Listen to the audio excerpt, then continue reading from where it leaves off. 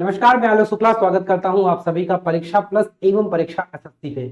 आप सभी का बहुत बहुत स्वागत है और एक बहुत बड़ी खुशखबरी है आप सभी के लिए कि एसएससी सीजीएल का ऑफिशियल नोटिफिकेशन 17,500 से ज्यादा पदों के लिए जारी कर दिया गया है, जिसका आपको बेसब्री से इंतजार था। और सबसे बड़ी बात है कि सीजीएल अगर देखा जाए तो केंद्रीय लेवल की जो सेंट्रल गवर्नमेंट एग्जाम है उसकी सबसे बड़ी परीक्षा मानी जाती है। खासकर वनडे एग्जाम्स में अगर बात करें तो ग्रुप बी ग्रुप सी की बात करें, शायद इससे बड़ी परीक्षा या इससे बड़ा सपना किसी बच्चे का नहीं होता है सीजीएल के अलावा। एसएससी सीजीएल की बात किया जाए तो इसमें तमाम पोस्ट हैं, अलग अलग कैटेगरीज हैं, अलग अलग इसमें एज की क्वालिफिकेशन मांगा हुआ है, अलग अलग आपका एजुकेशनल क्वालिफिकेशन मांगा हुआ है और साथ में तैयारी के अलग अलग तरीके। हालांकि एक बात जो खास है वो ये है कि लगभग अधिकतर जो पोस्ट है सभी का आपका पैटर्न सेम है। सभी का आपका क्या होता है कि जो सिलेबस होता है वो सेम होता है। कहने का मतलब एक ही पेपर आप किसी भी पद के लिए दो, एक कुछ स्पेशल पद की बात कर दिया जाए जैसे जेएसओ वगैरह हो गया, जो आपके स्टैटिस्टिकल ऑफिसर होते हैं उन पद की बात के अलावा बाकी सारे जो पद होते हैं सभी को आपको एक पेपर देना होता है, एक ही मॉड्यूल में देना होता है, एक ही सिटिंग में देना होता है और आपका चयन हो जाता है। लेकिन एसएससी सीजीएल में नौकरी पाना एक सपना है और उस सपने को साकार करने के लिए बहुत सारे एफर्ट पुट करने पड़ते हैं। लेकिन वो एफर्ट पुट करने से पहले सबसे पहले हम लोग जानेंगे कि इस बार नोटिफिकेशन जो आपका आवेदन फॉर्म आया है उसमें क्या है खास और कैसे आप लोग कर सकते हो अपनी तैयारी। तो स्टार्ट करते हैं अभी एसएससी की वेबसाइट पे ताजा।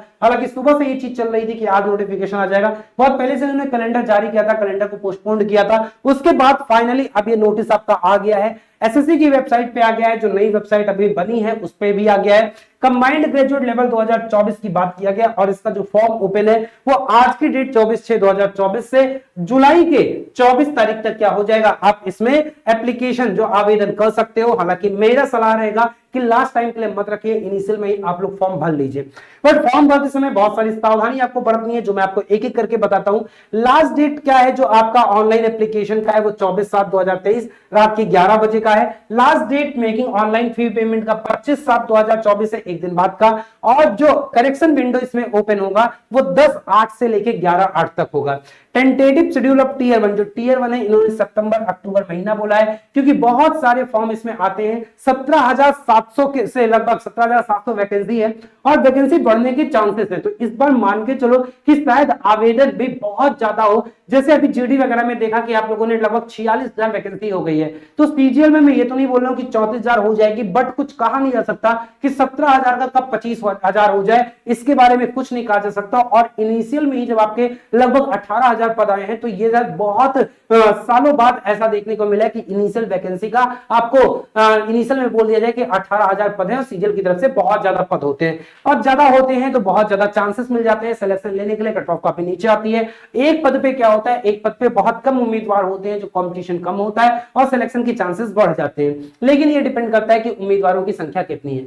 हालांकि अगर बात किया जाए तो staff selection commission group B और ग्रुप सी के लिए यहाँ पे पद निकालता है, हम सबके बारे में चर्चा करेंगे। ग्रुप बी में तमाम पद है। अगर हम पदों के एज क्वालिफिकेशन के बारे में बात करें तो लगभग 4 कैटेगरी में करता है। जैसे ये 18 से 30 हो गया, 18 से 32 हो गया, 20 से 30 हो गया और ऐसे आपका 18 से 27 साल की कैटेगरी में ये 4 कैटेगरी में क्या करते हैं, निकालते हैं। बट अगर हम ग्रुप बी और ग्रुप सी में देखें तो जैसे एएसओ के पोस्ट होते हैं आपके, जो आपका सीएसएस में है, जो आपका आईबी में है, आपका मिनिस्ट्री ऑफ रेलवे में है, एक्सटर्नल अफेयर में है, एपीएचक्यू में है, ministry of electronics and information technology में है, इन सब में एएसओ के पद हैं जो ग्रुप बी के कैटेगरी में रखे जाते हैं। और इनके लिए प्राय क्या होता है, 18 से 30 मांगता है। लेकिन ध्यान देना आप ये चीज सावधानी बरतना कि जो अलग अलग मिनिस्ट्री है वो अलग अलग एज क्राइटेरिया मांगते हैं। जैसे आप देखोगे एएसओ का पद ही सीएसएस में 20 से 30 मांगते हैं, वहीं पर अगर एएसओ का पद ही आईबी में देखा जाए ग्रुप बी कैटेगरी है 18 से 30 मांगे।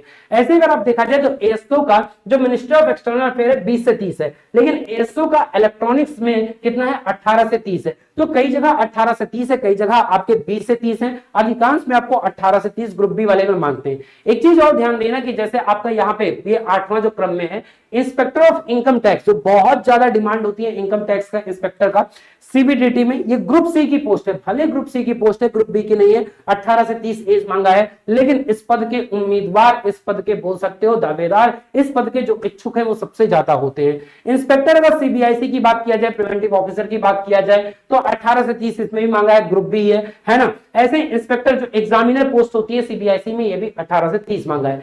Assistant enforcement officer directorate of enforcement department of revenue में ग्रुप बी 18 से 30 मांगा हुआ है। ऐसे सब इंस्पेक्टर, इंस्पेक्टर पोस्ट और इंस्पेक्टर जो आपका सेंट्रल ब्यूरो ऑफ नारकोटिक्स हो गया, पोस्ट ऑफ मिनिस्ट्री हो गया और central bureau of investigation CBI हो गया, ये सब ग्रुप बी कैटेगरी में है और 18 से 30 अधिकांश मांगा है। बस सेंट्रल ब्यूरो ऑफ इन्वेस्टिगेशन में 20 से 30 मांगा है, इस बात को ध्यान दीजिएगा। अगर हम इसके पे लेवल की बात करें तो पे लेवल बहुत अच्छा होता है, इन सब में पे लेवल 7 होता है। अब एक चीज ध्यान दीजिएगा, ये ग्रुप बी हो या ग्रुप सी हो, इन सभी के लिए पे लेवल क्या होता है, सेम होता है। 44,900 से लेके 1,42,400 होता है। मतलब अगर इसकी जो इनिशियल सैलरी है वो बन के जाती है करीबन 72-73,000, ये क्योंकि यहाँ पे लेवल 7 44,900 बेसिक पे से स्टार्ट ही करते हैं। तो इस बात को ध्यान देना, लेवल 7 बहुत ज्यादा आता है, 72-73,900 आपकी सैलरी आती है, पहली सैलरी। ऐसे लेवल 6 में देखा जाए तो 35,400 से लेके 1,12,400, और इसमें आपके जैसे असिस्टेंट सेक्शन ऑफिसर हो गया, एग्जीक्यूटिव असिस्टेंट हो गया, रिसर्च असिस्टेंट हो गया, सब इंस्पेक्टर हो गया, डिविजनल अकाउंटेंट हो गया, सब इंस्पेक्टर जूनियर हो गया, जेएसओ हो गया, ये सब भी ग्रुप बी की कैटेगरी है। एज भी लगभग सब में 18 से 30, और सबसे अच्छी बात है कि जो स्टेटिस्टिक वाला है 18 से 32 मांगता है 2 साल का, जो जेएसओ वाले बच्चे होते हैं इनका पेपर 2 होता है, लेवल 6 में मांगता है, और एज इनकी 18 से 32 है। ऐसे अगर लेवल 5 में देखा जाए तो 29,200 से लेकर 92,300 तक जाता है। ये ग्रुप सी की कैटेगरीज होती है। ग्रुप सी में अधिकांश जो पद होते हैं 18 से 27 मांगते हैं। इसमें जैसे ऑडिटर और अकाउंटेंट के पद होते हैं, ठीक है। इसमें जैसे सीएजी होता है, सीजीडीए होता है, मिनिस्ट्री डिपार्टमेंट्स में हो गए, सीएजी हो गया, और कंट्रोलर जनरल ऑफ अकाउंट्स में होते हैं इनके। पे लेवल 4 की बात किया जाए तो ये ग्रुप सी लेवल के होते हैं। Tax assistant, sub inspector, senior administrative, ये सब इन्हीं में आते हैं। इनमें भी जो प्राय उम्र मांगता है वो 18 से 27 ही मांगता है। तो जनरली 18 से 27 कैटेगरी वाले ग्रुप सी हैं, और ग्रुप बी में देखोगे तो उसमें 18 से 30 भी है, 18 से 32 भी है, और 20 से 30 भी है। अलग अलग जो डिपार्टमेंट है, मिनिस्ट्री है, वो अपने हिसाब से एज क्राइटेरिया मांगते हैं। रही बात की इस एग्जाम में जो वैकेंसीज हैं, यहाँ पे आप देखोगे तो 17,727 वैकेंसीज अभी आ गए हैं। हालांकि इन्होंने बोला है कि vacancy will be determined in due course. Updated vacancy, if any, along with the post-wise and category-wise vacancies, will be made available on the website of the commission। और ये टेंटेटिव में ही क्या कर जाएंगे, जुड़ जाएंगे, ये ध्यान दीजिएगा। साथ में अगर बात किया जाए तो उम्र के हिसाब से रिलैक्सेशन भी मिलता है। रिलैक्सेशन जैसे आपका एससी एसटी का 5 साल, ओबीसी का 3 साल, ऐसे ही आपका बाकी जो पीडब्ल्यूडी वगैरह है इन सब में भी क्या मिलता है, एज रिलैक्सेशन वगैरह मिलता है। इसे भी आप अच्छे से ध्यान दीजिएगा। एज लिमिट कब से कंसीडर किया जाएगा, तो 1/8/2024 से कंसीडर किया जाएगा। फिर भी उन्होंने साफ साफ यहाँ पे दे दिया है कि जैसे 18 से 27 वाला कोई है तो यहाँ पे नॉट अर्लियर देन 2/8/1997। तो आप लोग देख लीजिएगा कि 2/8/1997 से पहले ना हुए हो और 1/8/2006 के बाद ना पैदा हुए हो, मतलब इस डेट से इस डेट के बीच में आपकी क्या हो, डेट ऑफ बर्थ हो। ऐसे जो 20 से 30 वाले पोस्ट हैं उनमें से 2/8/94 से लेके 1/8/2004 तक, ऐसे ही 18 से 30 वाले में 2/8/94 से लेके 2006 तक, और 18 से 32 वाले में 2/8/92 से लेके 1/8/2006 तक एज क्राइटेरिया है। एज रिलैक्सेशन आपका इस प्रकार से आप देख सकते हो, ये आप स्क्रीनशॉट ले लो और जिस कैटेगरी में आप आते हो उस कैटेगरी का स्क्रीनशॉट आप यहां पे लेके रख सकते हो ताकि आपको बाद में कोई समस्या ना हो एज क्राइटेरिया को लेके। एक बात ध्यान दीजिएगा कि पोस्ट आपको ये फॉर्म भरते समय आपको क्या भरना है, आपको पोस्ट प्रेफरेंस भरना है। तो अभी से बिल्कुल फॉर्म तुरंत, मतलब अभी फॉर्म आया तुरंत खुश हो जाओ बस जाके फॉर्म भर दो, ऐसा मत करिएगा। मेरा जल्दी करने का मतलब कि बिल्कुल लास्ट टाइम में मत भरिएगा, बट इतना भी जल्दी मत भरिए कि अगले आधे घंटे में फॉर्म भर दीजिए, अनटिल एंड अनलेस आपको एक्सपीरियंस ना हो। क्योंकि सबसे बड़ी बात होती है इसमें पोस्ट प्रेफरेंस भरना कि कौन सा पोस्ट प्रेफरेंस भरना है। एसएससी साफ साफ ये बोलता है, सपोज करो पोस्ट प्रेफरेंस में आपने कोई ऐसा पद भर दिया जिसमें आपका जैसे कुछ इंस्पेक्टर वगैरह के पद होते हैं, इनमें फिजिकल भी मांगता है और आपको वो फिजिकल स्टैंडर्ड आपके पास है नहीं, आपकी हाइट कम है, आप रनिंग नहीं कर पा रहे हो, या और भी ऐसा कोई पैरामीटर है जिसके लिए आप एलिजिबल नहीं हो और आपने उस पद को ऊपर भर दिया, आपने एग्जाम दिया, आप बढ़िया नंबर आ गया और सबसे पहले वही पोस्ट आपको मिल गया जिसके लिए आप आगे चल के एलिजिबल नहीं हो, तो बेटा आपकी पूरी की पूरी वैकेंसी बेकार हो जाएगी। आप उस पोस्ट के लिए एलिजिबल नहीं हो, इस कारण से आप किसी दूसरे पोस्ट के लिए जो दूसरा उसके नीचे का प्रेफरेंस है, ऐसा नहीं है कि आप उसके लिए एलिजिबल नहीं हो तो नीचे वाला आपको दे दिया जाए। जो आपका पहला प्रेफरेंस है और आपको उस प्रेफरेंस में जो मिल गया, प्रेफरेंस आप कुछ भी भरे हो, बस आपको जो मिल गया वो दोबारा बदलेगा नहीं। अगर उस पद के लिए आप एलिजिबल नहीं हो तो आप फिर पूरे वैकेंसी के लिए एलिजिबल नहीं हो, आपको अगले साल फिर इंतजार करना पड़ेगा। पता नहीं कब 18,000 वैकेंसी आएगी, 18,000 में बढ़ के फिर 25-30,000 हो जाएगी, लेकिन ये मौका दोबारा आपको नहीं मिलेगा। तो फॉर्म भरते समय थोड़ी सी सावधानी बरतिएगा।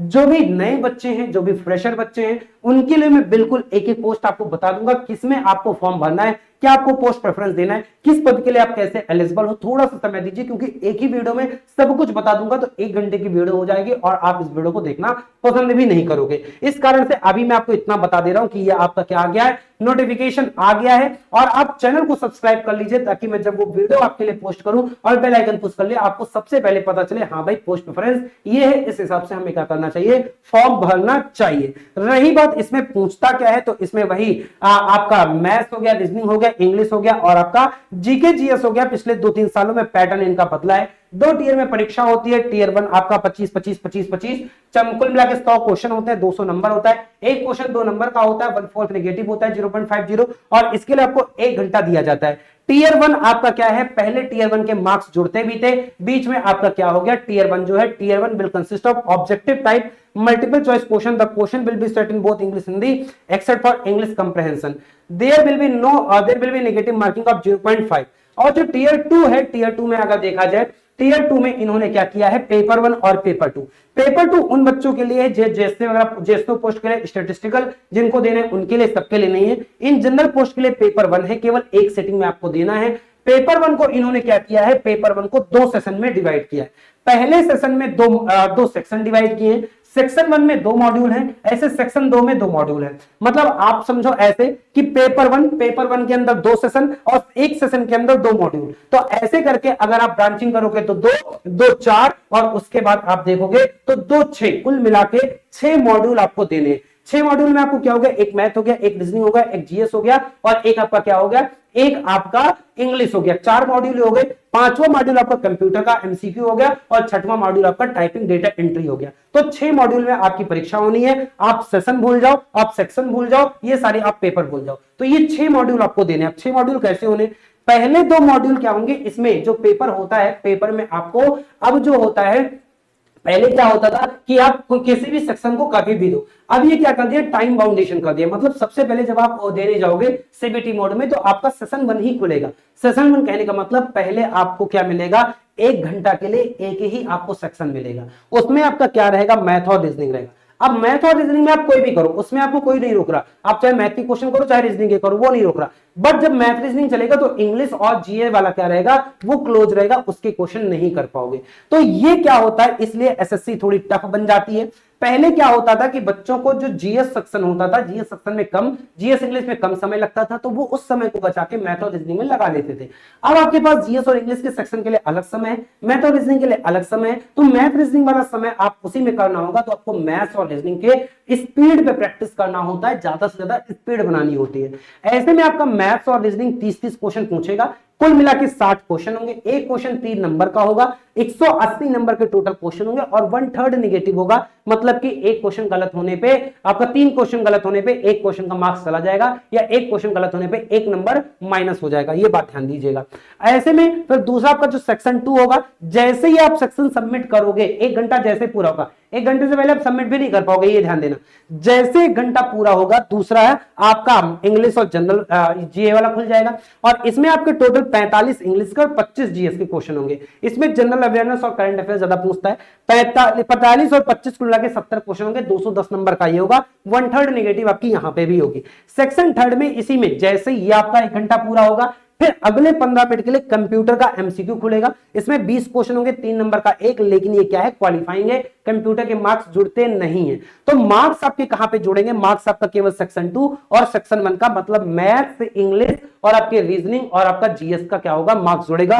कंप्यूटर का मार्क्स नहीं जुड़ेगा। लेकिन अगर आप ये कंप्यूटर क्वालिफाई नहीं कर पाए तो आपका क्या हो जाओगे, आपकी आगे फर्दर कॉपी चेक नहीं होगी। तो कंप्यूटर में पास करना भी बहुत ज्यादा जरूरी होता है।